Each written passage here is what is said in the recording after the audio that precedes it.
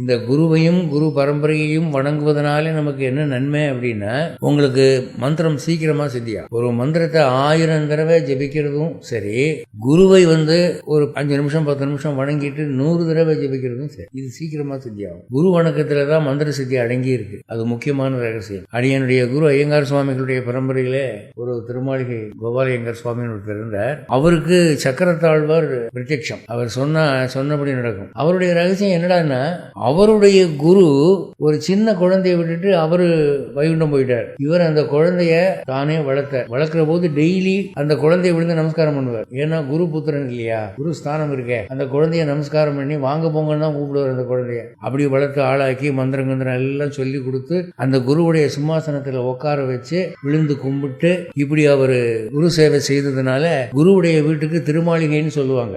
நாமெல்லாம் பெரிய பங்களா கட்டிட்டு மாளிகை திருமாளிகைன்னு சொல்லிட்டு இருக்கோம். குருவுடைய வீடு குடிசையா இருந்தாலும் அதுக்கு பேர் திருமாளிகை தான். நம்ம வீடு பெரிய பங்களாவா இருந்தாலும் அதுக்கு பேர் குடிசை தான். குருவை பாக்குற போது தேவரிய திருமாளிகைக்கு அடியன் வந்திருக்கிறார், அடியன் குடிசைக்கு தேவரி எழுந்திர வேணும் அப்படின்னு. அதான் முறை, சொல்ற முறை, பேசுற பரிபாஷை அப்படிதான். அப்போ அவர் திருமாளிகையிலே இருந்து சேவை செய்ததுனாலே அவருக்கு திருமாளிகை என்பது அடைமொழி ஆகிடும். அடியனுடைய குரு ஐயங்கார் சுவாமிகள் வரை எல்லாரும் பேருக்கு முன்னால் திருன்னு போட்டுக்குவாங்க திருமாளிகையுடைய அப்ரிவியேஷன். அவருக்கு சுதர்சனர் எப்படி சித்தியானார்னா இந்த குரு பக்தி தான். இந்த குரு பக்தினால அது ஈஸியா அவருக்கு சுதர்சனர் சித்தியான.